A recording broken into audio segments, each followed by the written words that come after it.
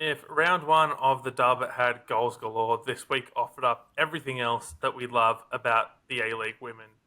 There was an Olympico, a pitch invasion from a player's dog, a peak A-League red card, surprise defeats, comebacks, and so much more in round two of the competition. As Jason Pine said on commentary, this is indeed the best league in the world. Later on in the episode, we will also talk ParaMatildas with special guest Taryn Heddo as they get their campaign underway this Friday at the IFCPF World Cup in Salou, Spain. All of that and more on this episode of the Dubcast, part of the Roundball Australia podcast network. My name is Poletti, and joining me this evening is Burke. How are you on this fine Tuesday evening, Burke? I'm good. Yeah, it was a good weekend of football. I got to go to two of the games. So I was at the Western United Central Coast game and the Melbourne Derby. So good times for me. You ventured out to Tarneet again. Was there a paper ticket involved this time around, or? Indeed, there was. Wasn't as cold this week, but it was quite windy. So you know, And swings and roundabouts. swings and roundabouts indeed. Also joining us back for the second week in a row is Christian Montegan, and I believe you were at the Melbourne Derby on Saturday. Christian, how did you find the Derby?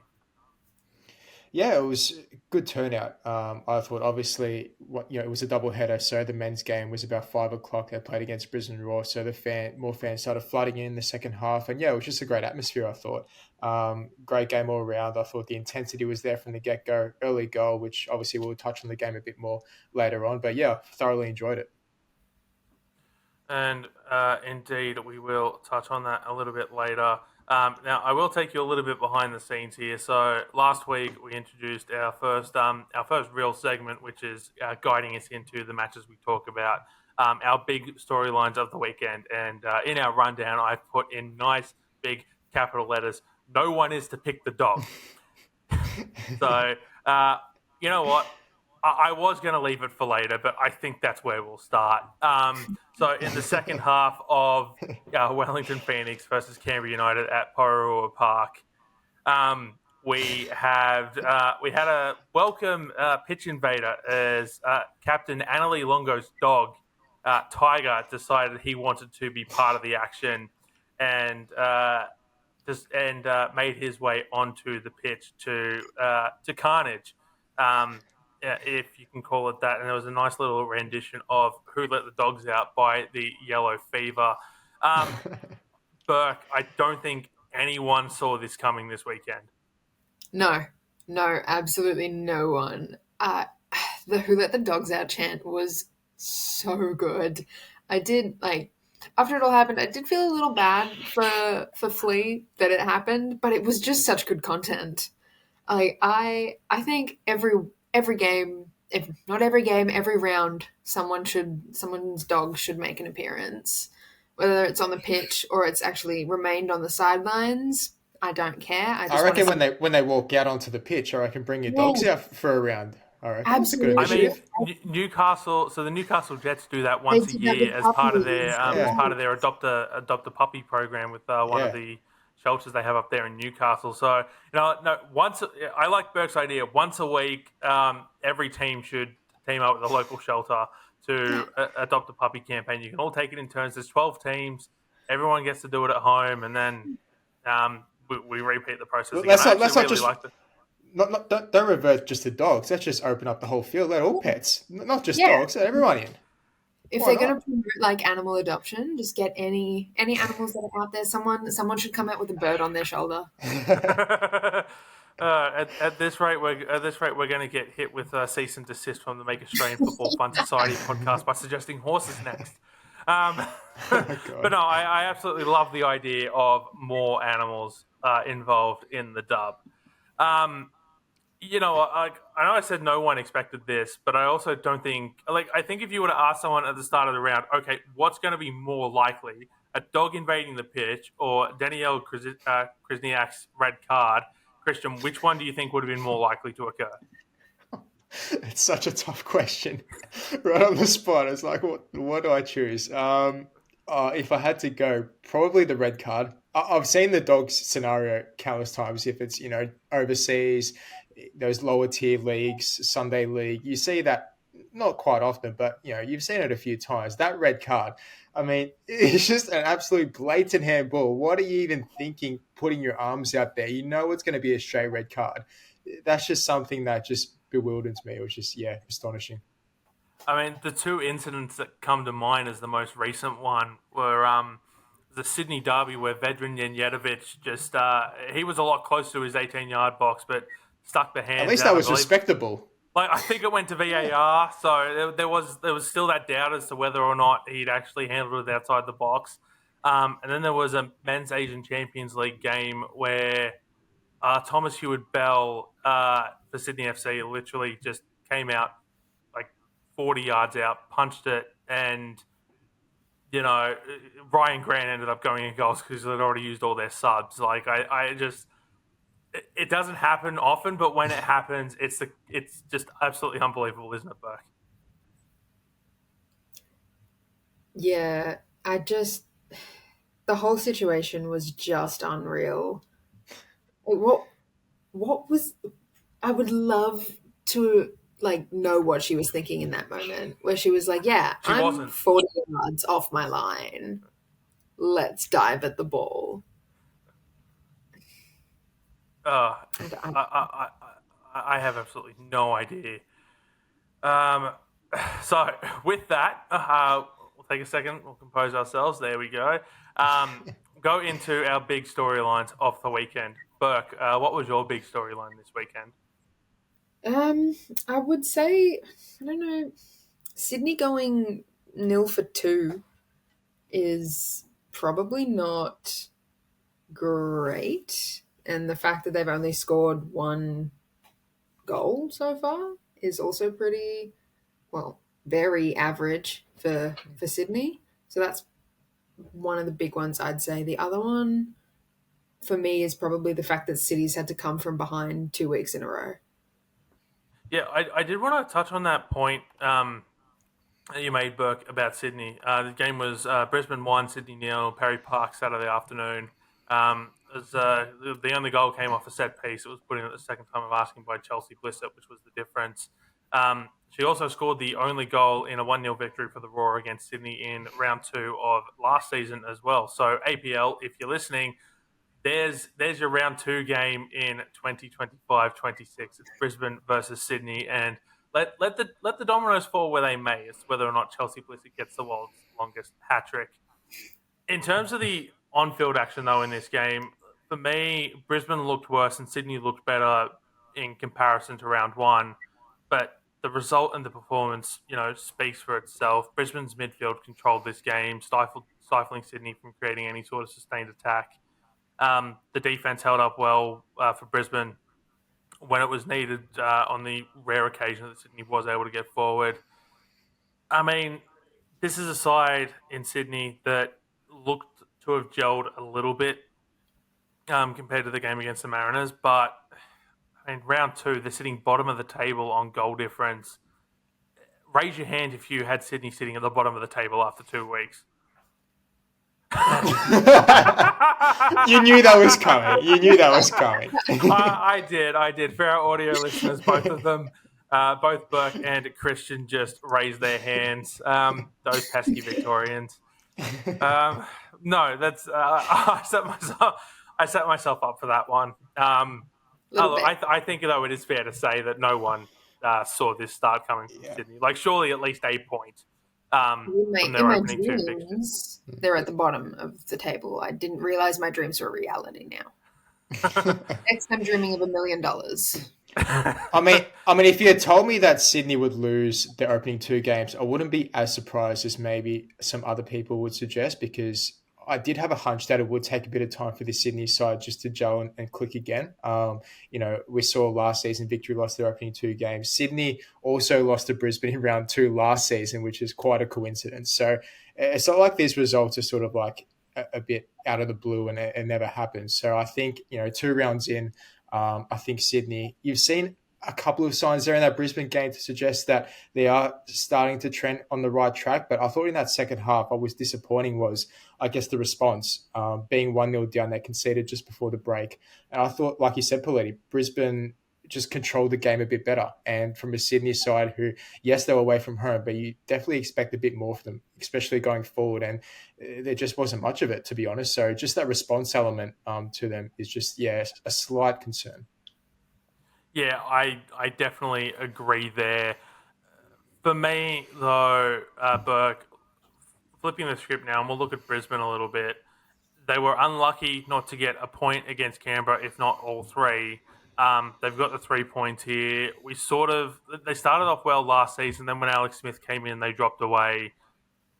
Surely these two opening week performances have got to give the Brisbane Roar faithful a sign that things are going to be different in 24-25. Oh, yeah, absolutely. I mean, even just the fact that they've had a full preseason with their head coach has clearly made all the difference. Yeah, they look very different to the way that they ended last season, which is a good thing. May it continue.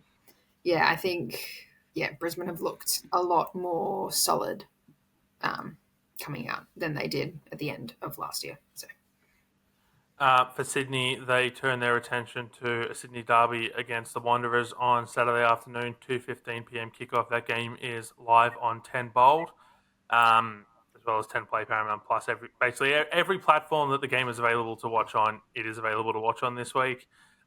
Sydney have not lost this fixture in the last 9 times it's been contested, winning 8 and drawing 1.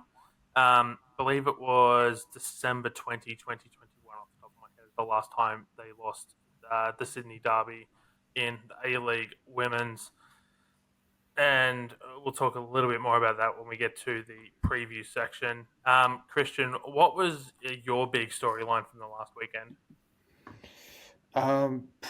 For me, it was probably Adelaide United's performance. I did not expect that at all. I thought, from what I saw anyway, just their response through minute 1 to minute 90, they were just exceptional, I thought. And I know there were a couple of people who said, they expect a lot more from this Wanderers outfit this season, but I still have my doubts. But besides that, I think, you can only play who's in front of you, right? And considering last season's Adelaide United, that version was, to be frank, quite terrible. The only way is sort of up, really. And I thought, they had about 25 shots in this game. They absolutely peppered the Wanderers goal, got the reward just before halftime. Should have had a couple more, actually, to be fair. And yeah, I was just quite surprised at just how well they played. They kept the ball fairly well, whereas last season they made a lot of silly turnovers. They just couldn't keep the ball at all. And I thought away from home, a 2-0 result like that, a clean sheet as well. I thought that was mightily impressive. Yeah, for me, the way I looked at this game was very much, if you needed the proof that this is a remarkably different Adelaide side from last season, this game will tell you everything you need to know about how different the side is. 25 shots, as you mentioned, Christian, 13 of them are on target. And when we did our report card this week, the only reason that I didn't give Adelaide an A+ is because I thought that 2 goals on 13 shots on target was a little bit wasteful, especially when you look at some of the opportunities they had that just weren't quite able to put it all away. I mean, the defense, the midfield, Claudia Jenkins' goalkeeping, they were all up to the task when required. I think part of Adelaide's shooting problems, Burke, could be put down to the way the Wanderers' defense played this game. I thought it was quite good. But I mean, 2-0, win on the road. Can you really draw too much into wastefulness in front of goal here? Probably not. I mean, there's not really too many downsides to this performance, really, other than what you've said, that they should have been converting more. I don't see any real downsides. It's only the Wanderers who are looking a bit average. And that's probably quite nice of me to say, actually, that they're average. Again, because it's only week 2, it is too early to say the wheels are falling off, but it does kind of give the impression that the wheels are falling off. I Well, mean, what's the old saying? If it looks like a duck and sounds like a duck, it's a duck. yeah, I mean, and until they show us otherwise, Yeah. the I wheels mean, the wheels are falling off. as I said, the defense was mostly excellent, Hmm. but they switched off immediately after halftime and gave up the second goal in this one. Fiona Worth showing that she can actually score a goal this season outside of the 18-yard box. I was very worried we were going to get to the end of the season and it was going to be like 20 goals, average shooting distance, 5.5 yards from goal. But I mean, as you mentioned, there is cause for concern. I think they faded late against the Jets. They weren't ever really in this one. Do you Christian? Do you think there's a cause of concern there for Robbie Hooker? Um, just considering the overall general play, I think there is a slight concern because, look, if you look at it, over the basis of it all, they conceded from a corner, right? Emily Condon scored the Olympico goal, which I'm sure you're about to touch on, which is absolutely incredible. Yes, they should have done better there. You should never be conceding a goal from that. But at the same time, I think defensively they were okay. It's just after the break, they conceded what? It was like 30, 40 seconds afterwards. And it's just those little lapses in concentration, I think, that just sets you apart from other teams. And this competition this season, for my mind, is very, very tight. And when you make just those little errors like that, it can really cost you. And, we spoke about Adelaide wasting those chances, but the Wanderers didn't do much themselves to, I guess, get on the front foot and try to respond and at least pull one back and put the pressure back on Adelaide. Because, at 2-1 down, for example, this Adelaide side hasn't really been tested yet, although we've been praising them a bit. You pull one back and it's game on, obviously. So from that perspective, it's a bit disappointing that they couldn't really click into gear in the final third. But again, like Burke mentioned, early days, 2 rounds in, you can't really read too much into it. But yeah, Robbie Hooker might have a little bit on his plate tactically to maybe adjust. Yeah. I mean, I guess there's no better time like a derby to get things into line because the old adage in football, throw the form book out the window when it comes to a derby. So if there was ever a weekend where you're going to turn it around, this is it for the Wanderers. For me, my big storyline, we're going to head to the Melbourne Derby that you were both at. And for me, I think it's the idea that Victory did all the hard work to come back from 1-0 down, only to throw it away through miscommunication at the back. The first half was dominated by Melbourne Victory, besides the opening 6 or so minutes. But that all flipped in the second half. But the Victory were holding on, and then there was a miscommunication between Courtney Newbon and Claudia Bunge, which allowed Lourdes Bosch to essentially tap it in. I mean, I don't know about you two, but I think that for all the positives that the Victory have had so far in their opening 2 games, they have looked a little bit shaky and have struggled to play the full 90 minutes. I think there was something we flagged in preseason um, was this idea of the Victory needing to take that next step. And Burke, I'll throw to you first on this one. From these opening 2 weeks, I don't think that they have taken the next step and that they won't be able to take the next step. I would say you're right in saying that they haven't taken the next step. There's still time for them, as much as it pains me to say it. There is still time for Victory to succeed. It was just very, very strange the way that they lost the game. It's not something that you see Claudia Bunge doing, and not something I would have expected of Newbon to do. I actually spoke to Jeff Hopkins after the game, and all he could really say about it was that they kind of became their own worst enemy right at the end of it, which they really did. Yeah, it was it felt on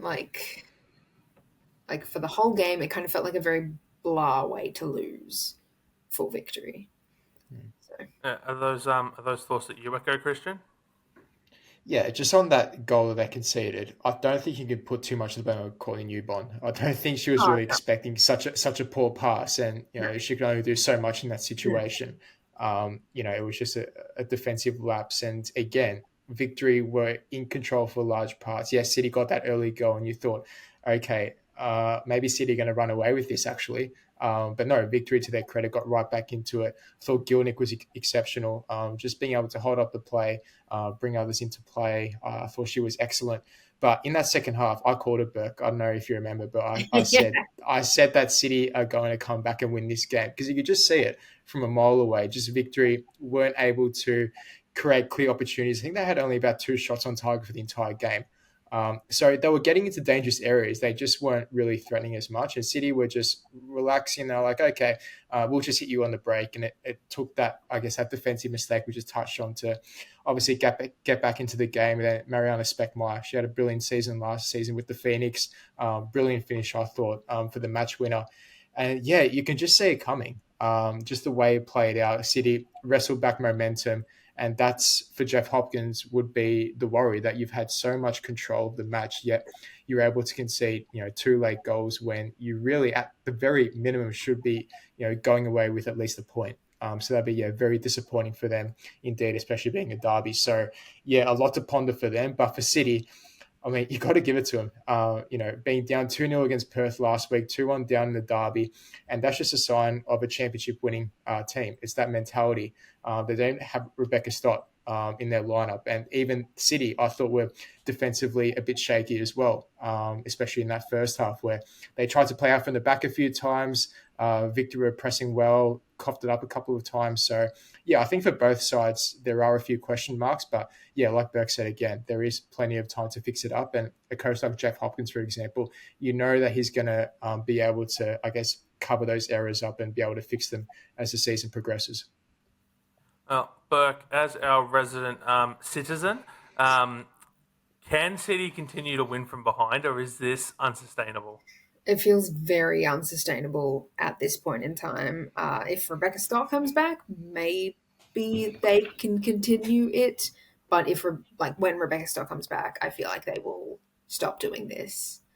Mostly because I don't think she personally will allow them to continue this way. And also, I personally won't allow it because it's really hard to watch.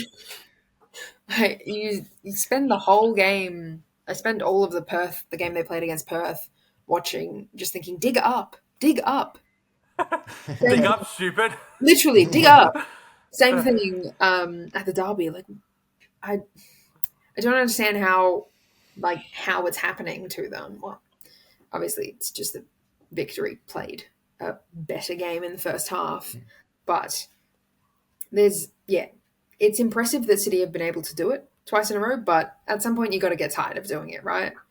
And you're going to stop wanting to do it because you're going to get hit with another 1-2 goals and then just kind of roll over and take it, aren't you? Because it's just like it's a lot to come back from. But yeah, props to them for being able to do it, and in such a, I guess, unfortunately humiliating way for Victory, because it was also their home game too. So And I I guess mean, it's a bit of a sorry. leadership issue as well. Sorry, Poletti. No, no, no.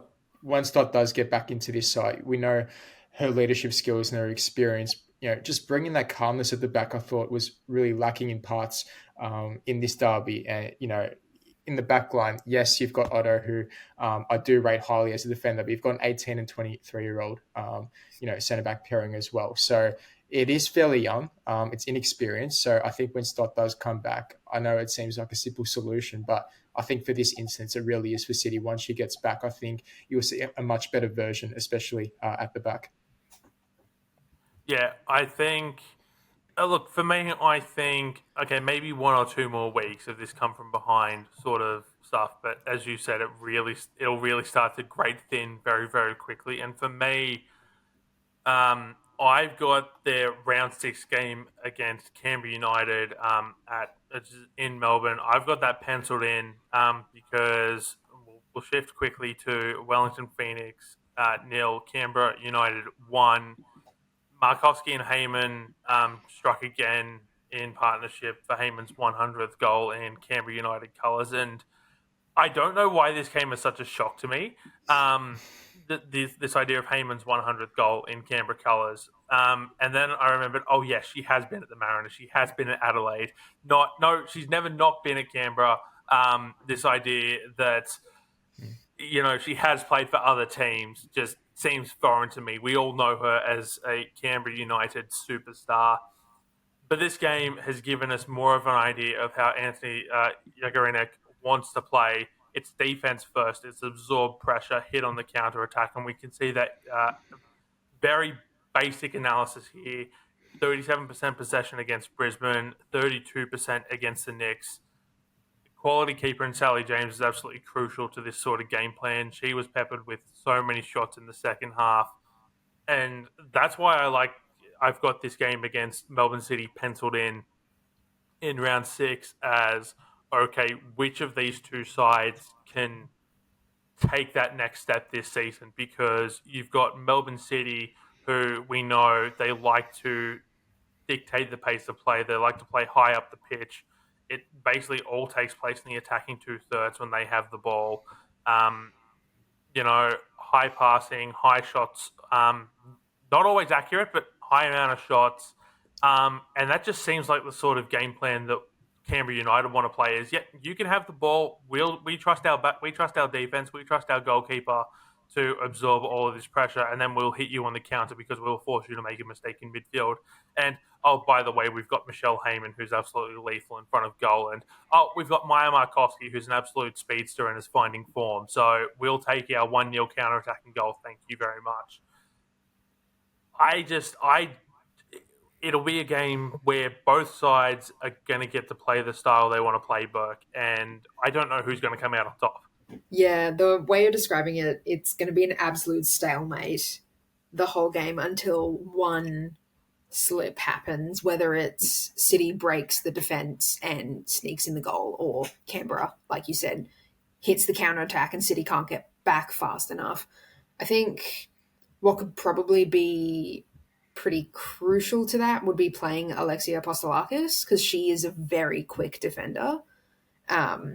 So I wouldn't be surprised to see her starting that game. It's just going to be it'll be a very tense game, I think. Very much like walking on a tightrope kind of thing to see who's gonna tip the scale first and pull them over.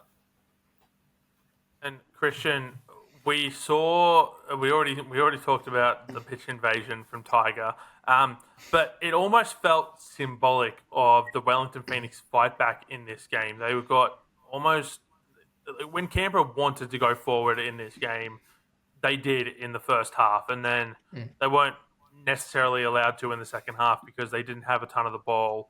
But they made a goalkeeping substitute at halftime. They almost gave away a second just before the break.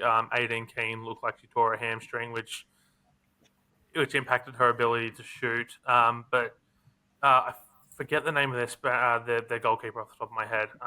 But she didn't look ever really settled in this game, and I think that spoke with the halftime substitute. But looking at the game overall, they got to play how they wanted. It very much seems like this was Paul Temple getting his side to play their game plan, and yet they couldn't find a way to win at home.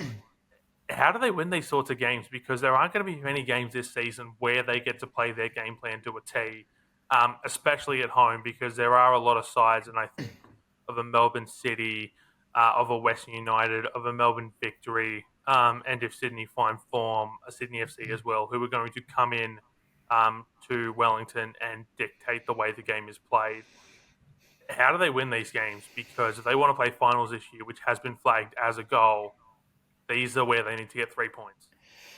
Yeah, definitely, 100% right. I think this game in particular was served up, to a platter. In terms of tactically, it's exactly how they wanted the game to go. I don't think Canberra, you said they couldn't get control of the game. I think they just let Wellington have control of the game because they knew up front. I think they do struggle a bit now this season without the presence of Speckmeyer. You just see that little bit of, hesitancy, up top, and you just sort of wonder where are these goals going to come from? Because yes, the build-up play is all good, the possession, the way they progress the ball up the field, it's basically similar patterns to what we saw from last season under Paul Temple. But obviously, like if you cannot put those chances away, and Wellington had quite a fair few in this game, then how are you supposed to beat a top tier side like you mentioned, play the likes of Sydney and Melbourne City? Especially when against those sides, you're going to have to rely more on breaking the play, counter attacking football. Which is sort of not how Temple wants to go about things. So these games in particular really hurt you because you need to get 3 points, especially at home. Otherwise, yeah, it is. It really is an uphill battle.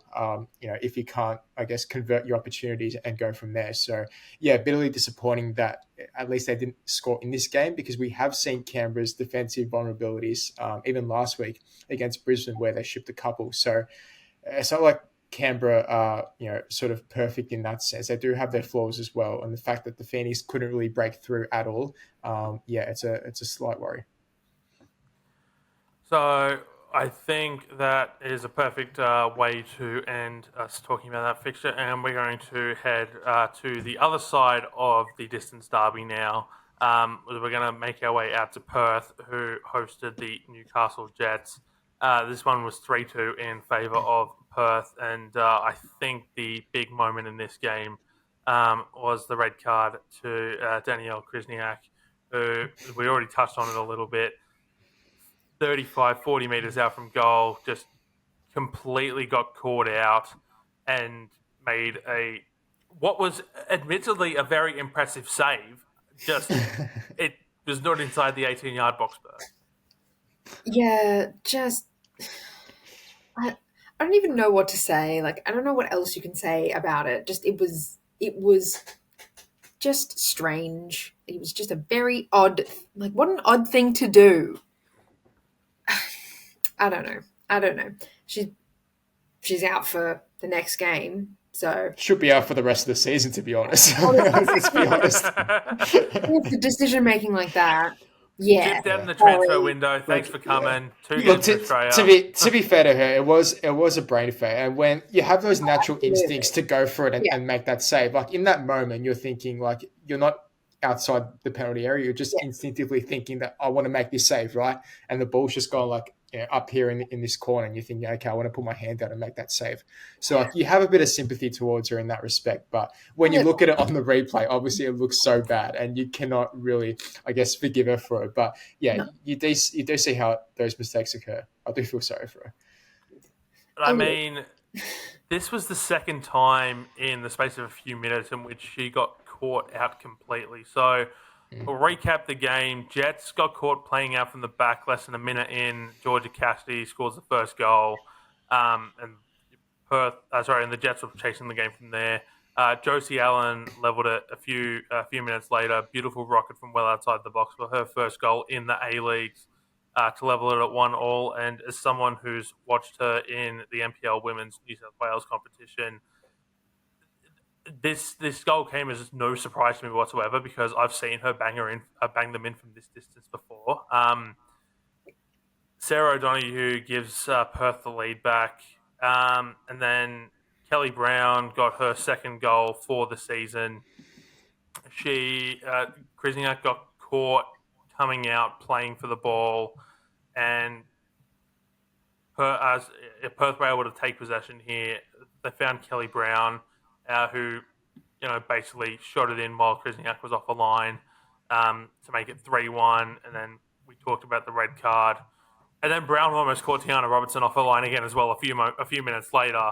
But Robertson was inside the box this time for a very similar save. Sheridan Gallagher got one back in stoppage time for her first goal since returning to the dub, but it was too little too late. Christian,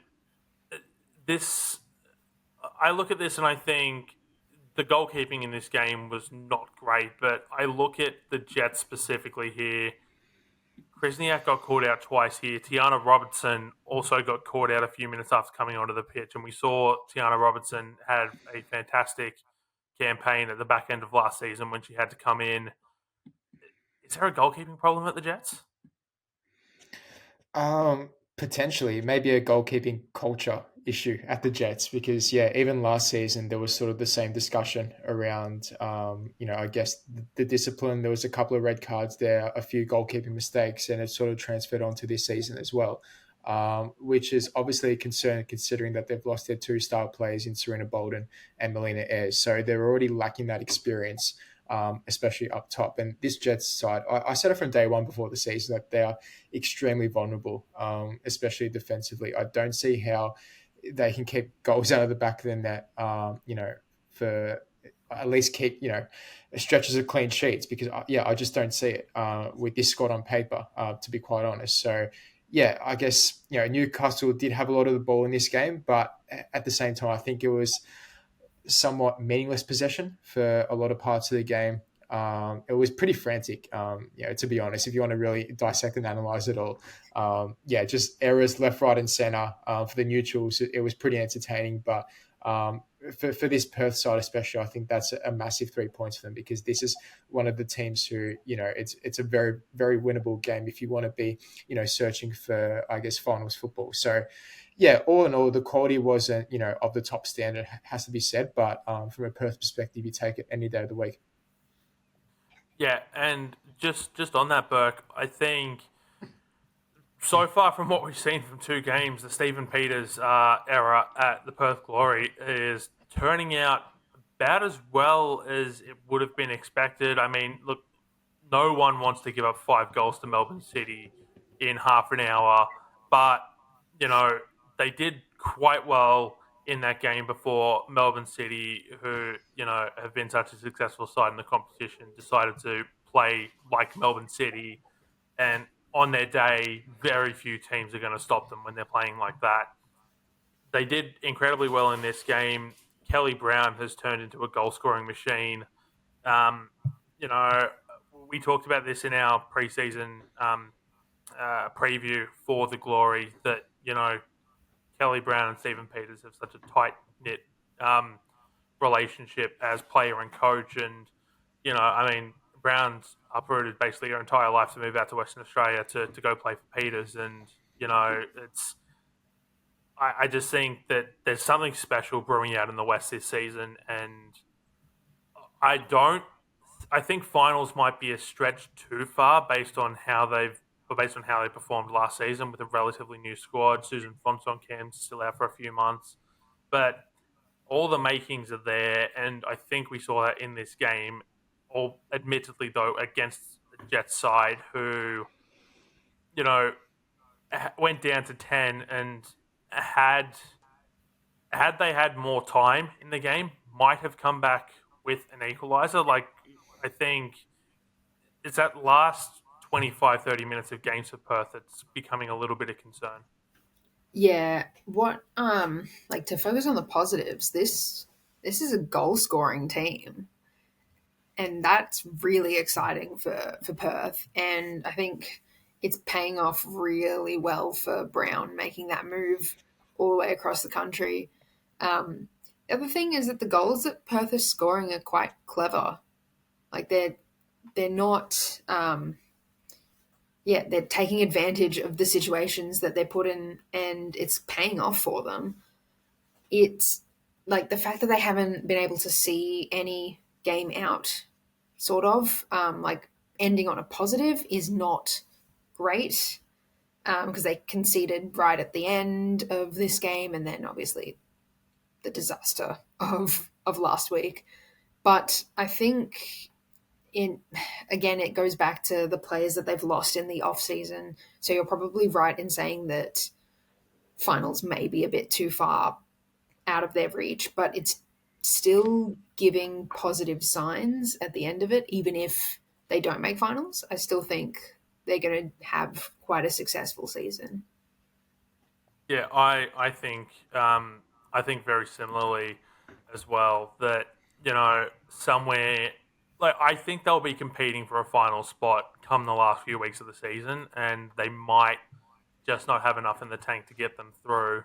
But you can only play who's in front of you for now, and I think that until we get probably post Unite round, we can only take the results as they come each week, despite the fact that I've already written off Melbourne victory this season, and despite the fact that I'm ready to throw the book at Sydney FC.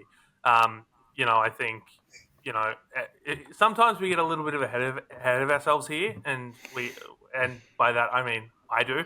But still got to wait a few more weeks. Yeah, don't drag us into it. Yeah.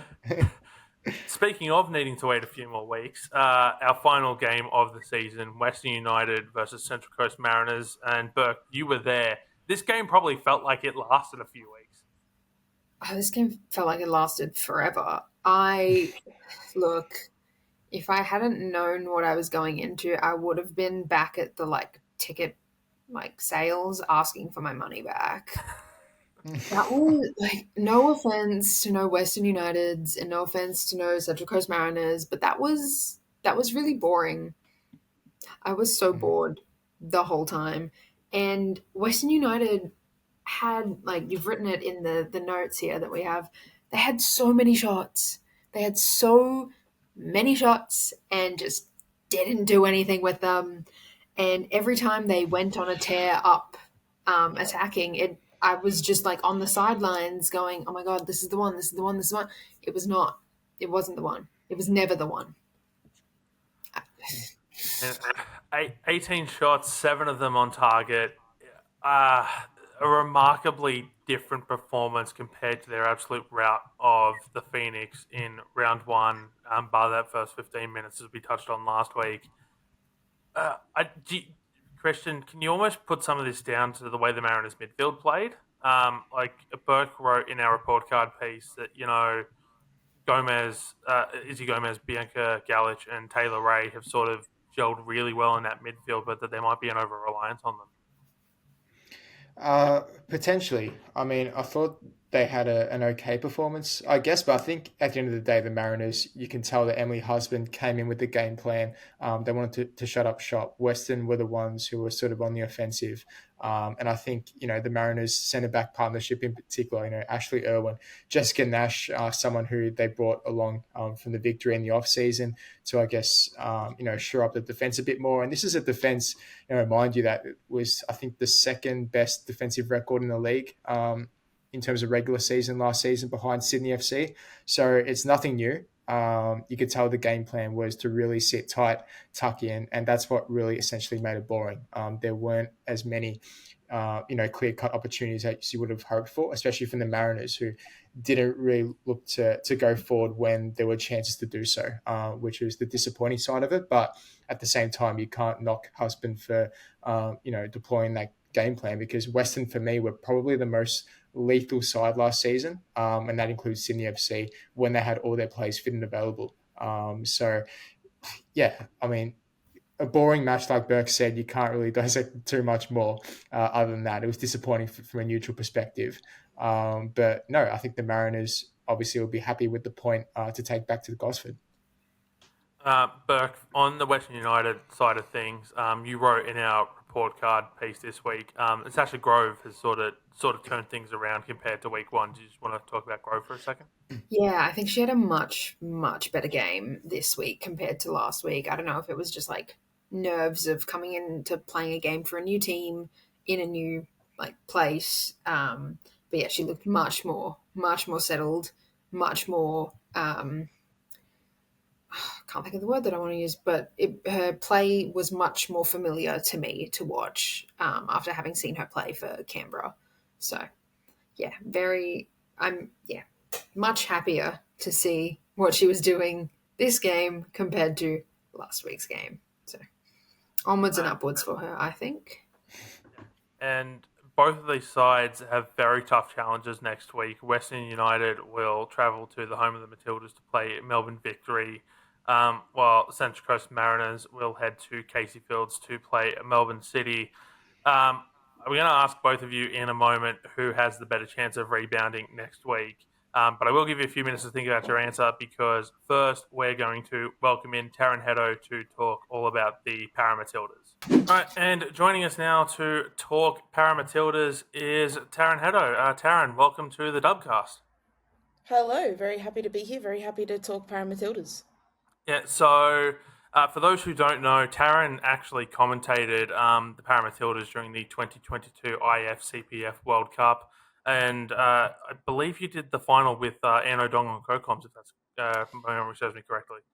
Yes, yes, yes. That was an incredible experience. That was really early on in my commentary career, and yeah, I did that, and then I worked with them also at the 2023 IFCPF Asian Cup that was held at the home of the Matildas in Melbourne, doing some written content for Football Australia there, and yeah, they're the best bunch. The organisation, the work that goes on behind the scenes, is phenomenal, and the players themselves are really cool. So they're such an easy team to root for.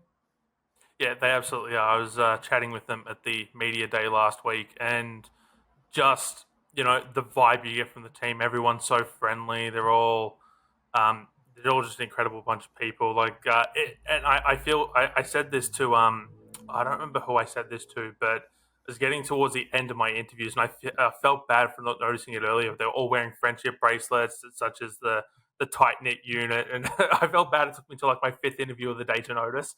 Um, but yeah, just everything about the unit is so tight knit. So we did touch on this briefly during last week's episode. But the squad that is heading over to Spain, oh, they're already in Spain as we record. But the squad that will compete: Ray Anderson, Georgia Bakeoff, Talia Blanchard, Anne Marie de Uriarte, Lainey Harrison, Rebecca Jones, Eloise Northam, Trinity McPhee, Carly Salmon, and Caitlin Smith. Salmon and Smith being not only the goalkeeping duo but the co-captains of the side as well.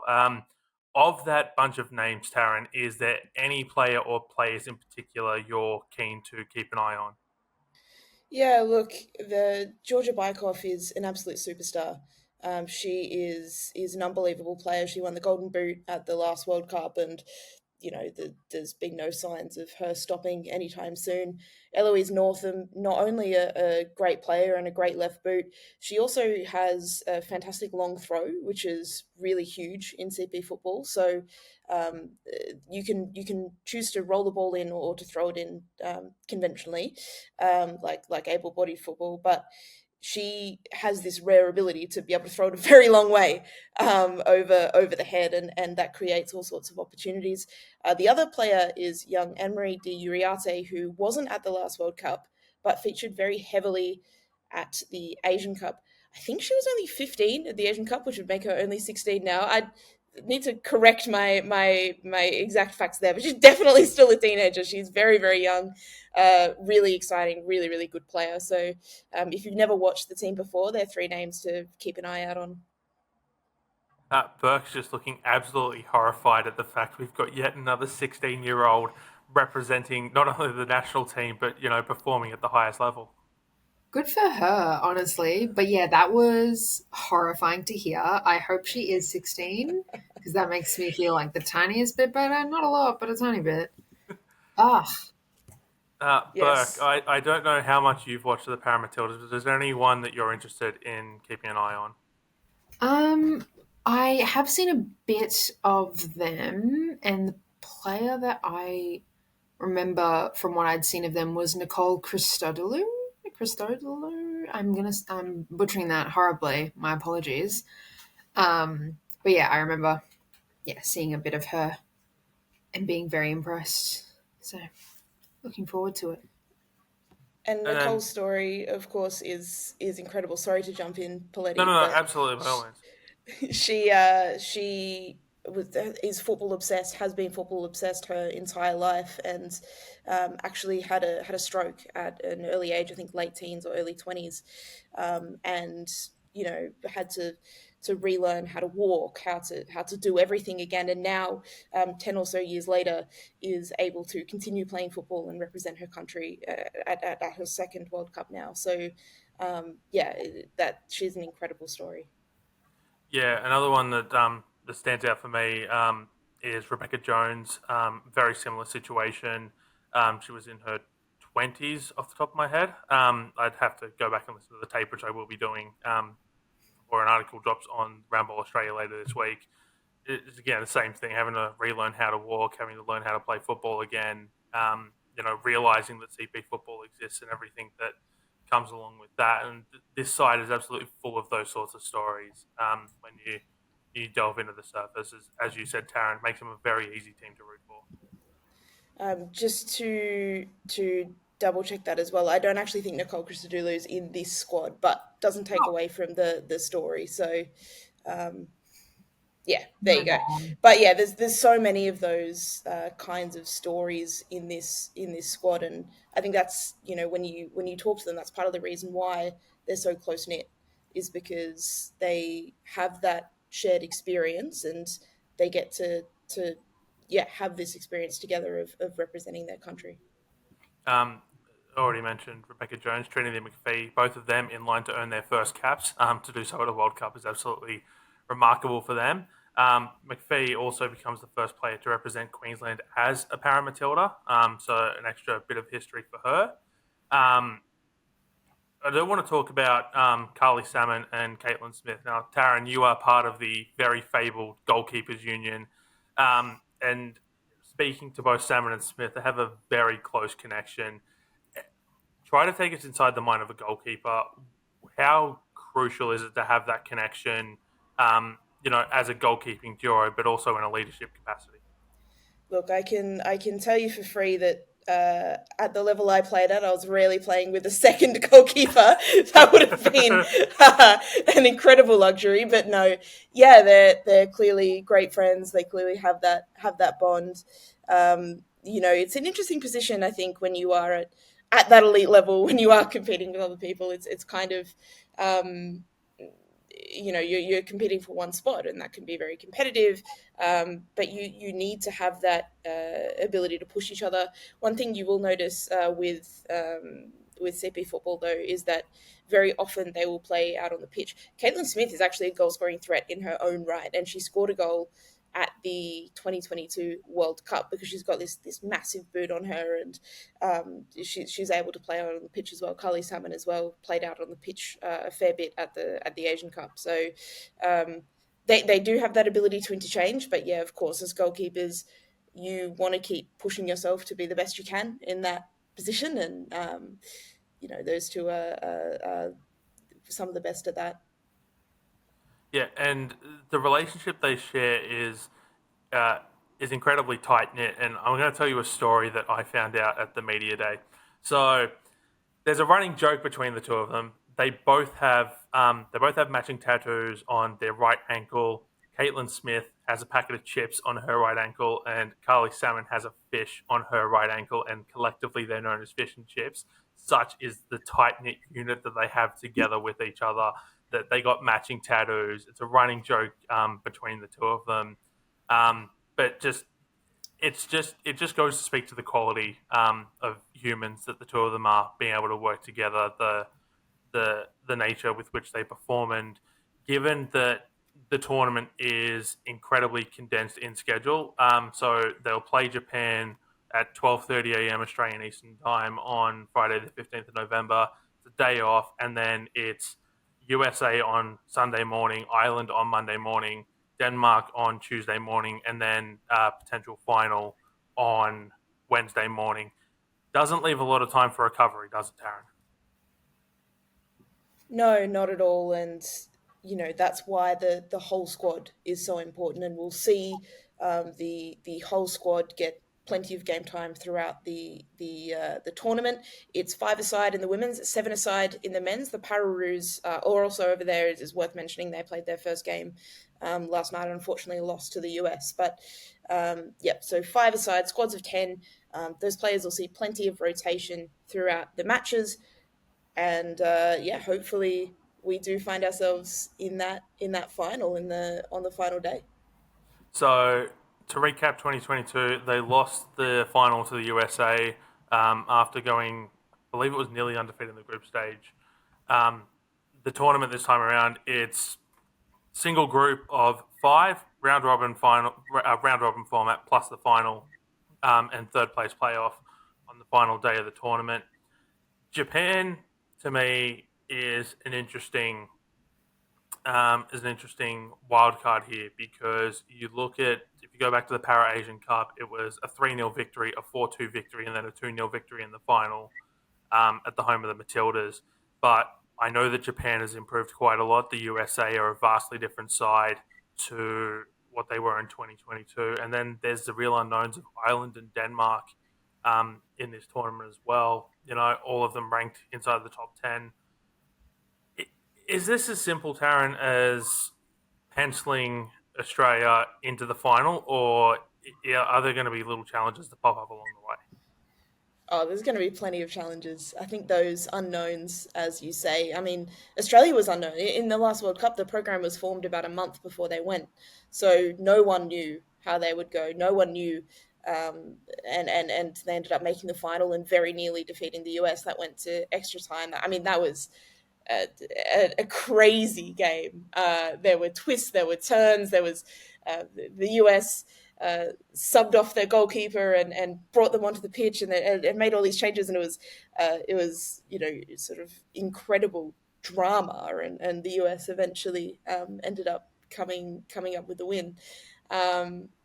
So yeah, there are the unknowns. I think Japan got better every game substantially at that Asian Cup, and that proves the playing opportunities for these sides are so small. Unfortunately, to play competitive games against other countries is really rare. So every time they get to do that, they improve as a unit, and that's the US's great advantage. They've had the program for among the longest amount of time. It's an extremely well resourced program. They're able to play heaps of games.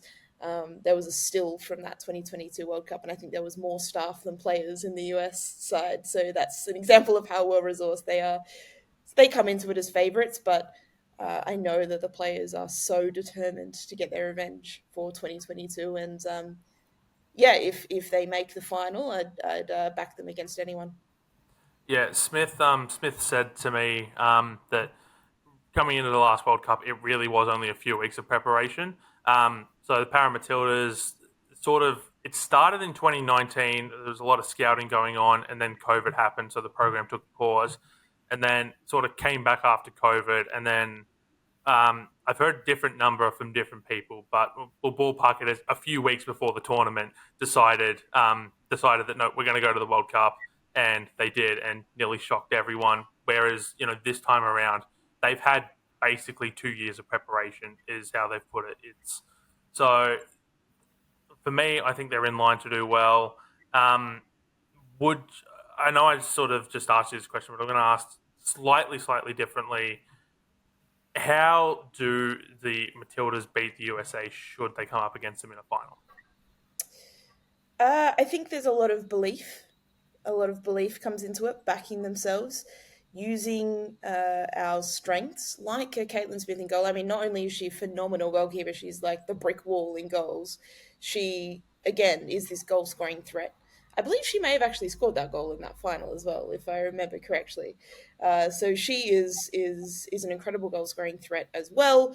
And yeah, just having that togetherness and solidity to really push the US to their limits. We've had 2 more years of training together, 2 more years of getting to know each other, 2 more years of getting matching tattoos and friendship bracelets. So hopefully that holds them in good stead. Yeah, hopefully it does indeed. Well, Taryn, I know you have a very busy schedule, so thank you so much for joining us. Just quickly before we let you go, your predictions for the tournament. ParaMatildas to win. ParaMatildas to get to the final and to win. Maybe the final will go to extra time again. It'll be tense. It'll be difficult, but we'll get over the line this time for sure. And just a reminder, you can watch all of the Pararoos and ParaMatildas games on the Football Australia YouTube channel, and all the other games of the tournament are being streamed live on the IFCPF YouTube channel as well.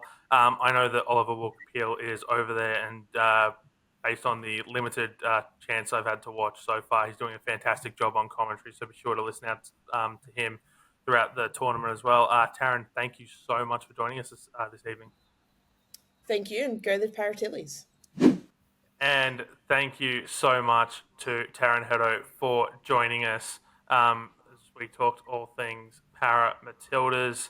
We're going to jump ahead to our preview now.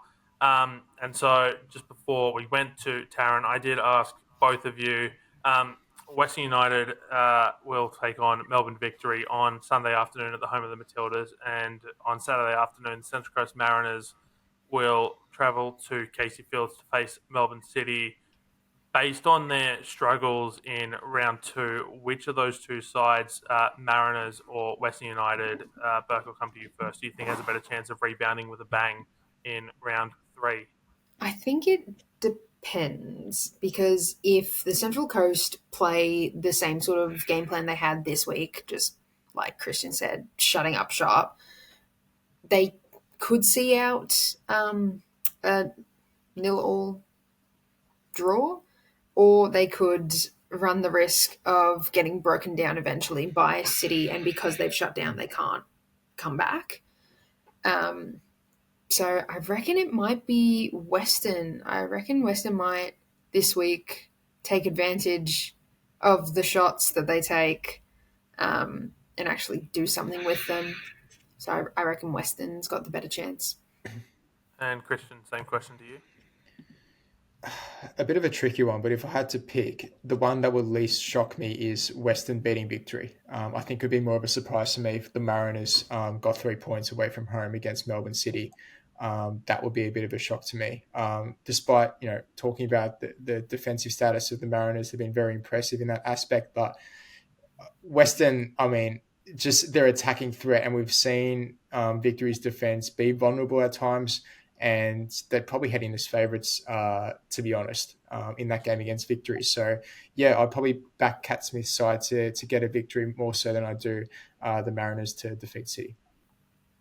And in the other games of the round, on Friday night, Brisbane Roar host the Perth Glory at Perry Park. That is a 7 p.m. kickoff. The Sydney Derby headlines our Saturday of action at 2:15 p.m. as Sydney FC hosts the Western Sydney Wanderers at Leichhardt Oval. As already mentioned, that game is on 10 bold, so it is a free-to-air game. So you have no excuses not to tune in by any means necessary. But Can if I you ask are a in question? Sydney, yes. Why isn't it a later kickoff, like a 7:15, 7:30? Is there a reason for that?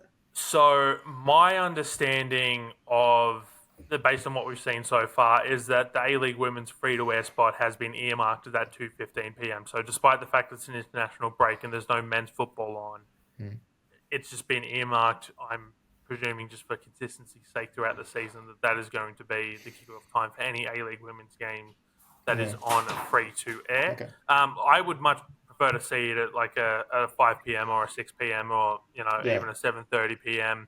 Given that So I thought it'd be a a great opportunity with no men's football, like you just touched on. Like that's just the perfect time slot for them.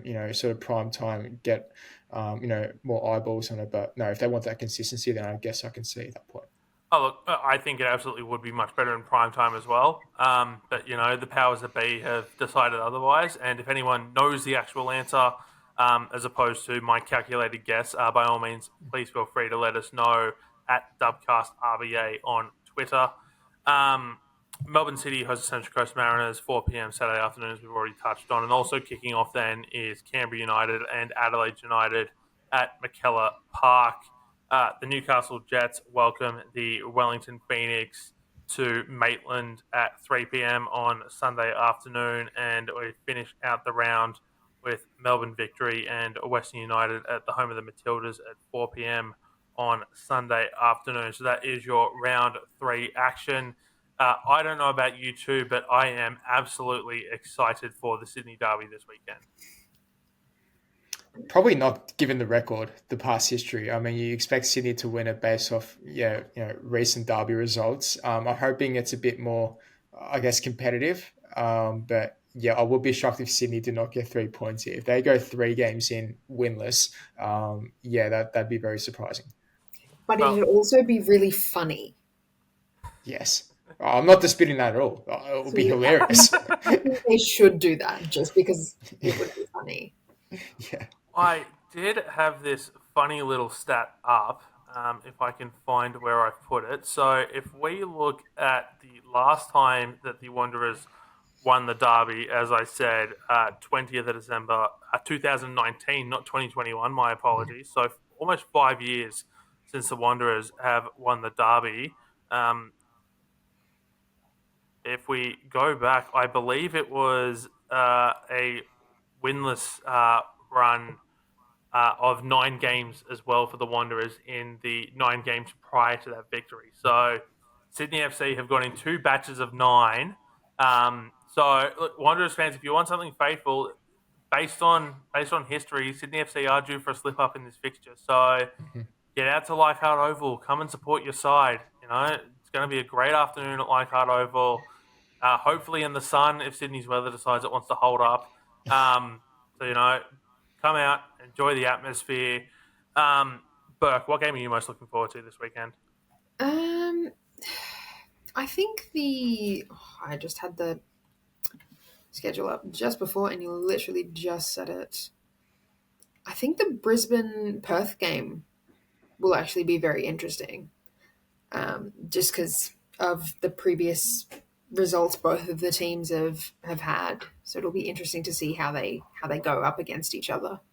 I think it's a winnable game for both sides as well, which is probably what's making it stand out as very interesting to me. And then, Christian, what game are you most looking forward to? There's a lot of intriguing battles that stick out to me. I could probably name 4 or 5 games in this round that I guess it can go either way. Hoping they're entertaining, but I'd probably lean towards Canberra and Adelaide. Hoping for a goal fest. I think it will be. Let's just see if Canberra, I guess, have matured from last season. Can they, bring that defensive solidarity that we saw last week against the Phoenix and bring it in against Adelaide United, who have been, like I said at the start, very impressive in terms of, the intensity and the higher energy, been pressing a lot more than last season. So, yeah, there's been a lot of good signs from both sides. Let's just see who comes out on top. Will be, very interesting. All right, and that will do us for this week. No questions from any of our listeners this week, so if you do want to send us a question, we do put a call out over on our Twitter every Tuesday morning at DubcastRBA for your questions. You can also leave them as a comment in the YouTube video if you are watching this on YouTube. We'd absolutely love to have your questions each week to complement the coverage and our conversation that we have. We'll be back same place, same time next week here on the Dubcast. For Burke and Christian Montegan, my name is Poletti. We thank you all for joining us, and we will talk to you next week.